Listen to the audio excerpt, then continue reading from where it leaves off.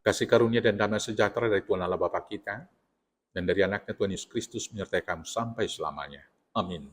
Selamat pagi saudaraku, selamat berakhir pekan, selamat memuliakan Tuhan dengan semua aktivitas kita. Dipandu firman Tuhan dari Kejadian 37 ayat 22, demikianlah firman Tuhan. Lalu kata Ruben kepada mereka, janganlah tumpahkan darah, lemparkanlah dia ke dalam sumur yang ada di padang gurun ini, tetapi janganlah apa-apakan dia. Maksudnya hendak melepaskan Yusuf dari tangan mereka dan membawanya kembali kepada ayahnya. Demikianlah firman Tuhan. Saudaraku yang terkasih dalam Yesus Kristus, kehidupan manusia selalu diperhadapkan dengan iri hati dan persaingan atau kompetisi.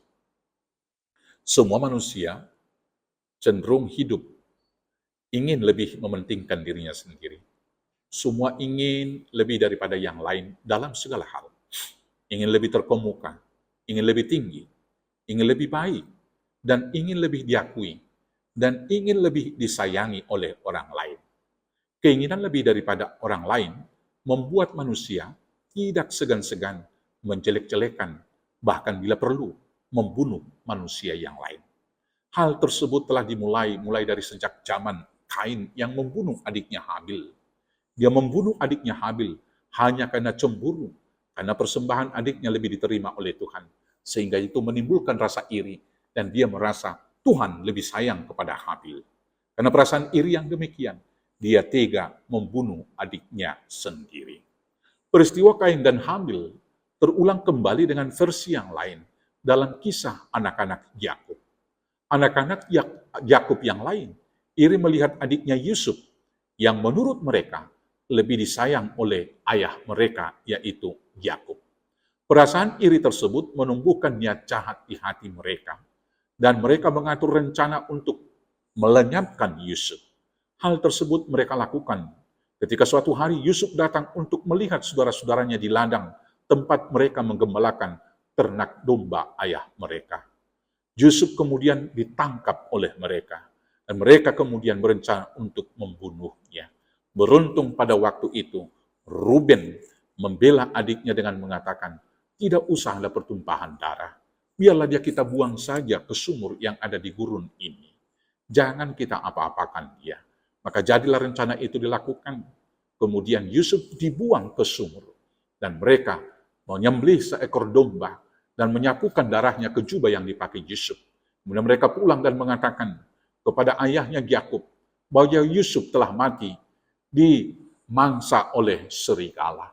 Kita tahu kisah selanjutnya, kemudian Yusuf dijual kepada Potifar, selanjutnya masuk penjara, dan dari penjara kemudian dia diangkat oleh Firaun menjadi wakil raja di Mesir. Dan selanjutnya Yusuf menjadi alat dipakai Tuhan menyelamatkan kaum Yakub dan juga semua kaum keturunannya. Saudaraku yang terkasih, dalam kisah anak-anak Yakub ini, dan dari kisah Kain yang sudah kita dengar di atas tadi, kita mau belajar dalam kehidupan ini supaya kita jangan egois.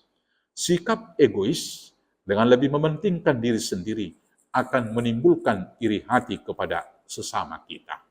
Sifat egois yang ada dalam kehidupan seseorang akan membuat kita rela mengorbankan orang lain. Sifat egois adalah pengingkaran dan pemberontakan terhadap kehendak Allah. Karena kita masing-masing diciptakan adalah supaya berguna bagi orang lain. Sikap egois saudara-saudara Yusuf telah melahirkan niat jahat di hati mereka untuk membunuh adik mereka. Demikianlah kita semuanya. Kiranya jangan hanya mementingkan diri sendiri, dan karena itu kita mau melenyapkan orang lain hanya untuk memuaskan diri. Yang kedua, jangan pamer. Yusuf tidak salah sebetulnya, tetapi keterus-terangannya untuk menceritakan mimpinya, bahwa 11 bintang menyembah 1 bulan, menumbuhkan perasaan amarah dan iri di hati mereka. Saudara-saudaranya, abang-abangnya berpikir, ini Yusuf merendahkan kami semuanya. Apakah kami abang-abangnya harus menyembah dia? Ditambah lagi, kasih sayang yang menurut mereka lebih daripada ayah mereka.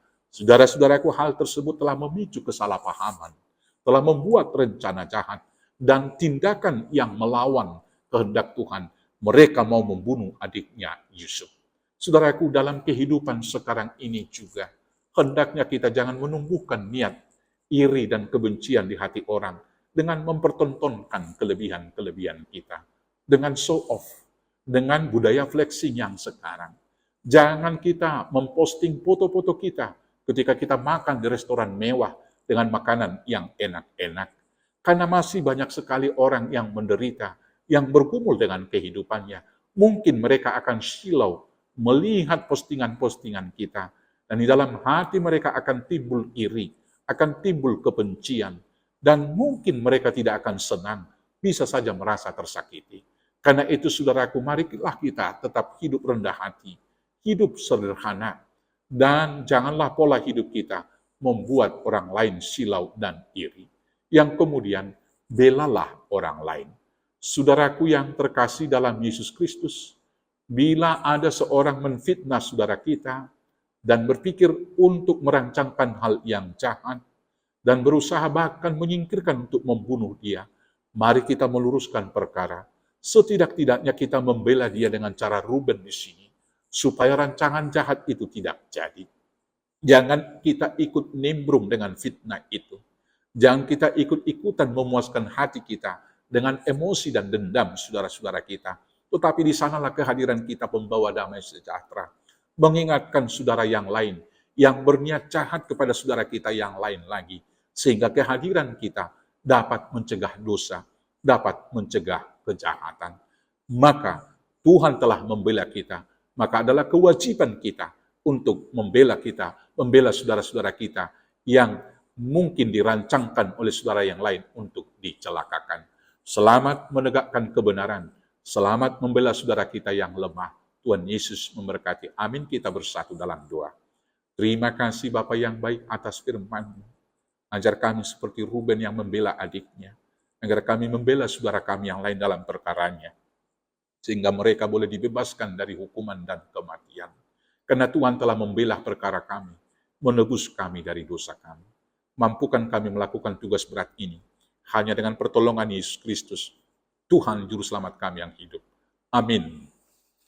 Selamat membela saudara. Selamat beraktivitas. Tuhan Yesus memberkati. Horas, horas, horas.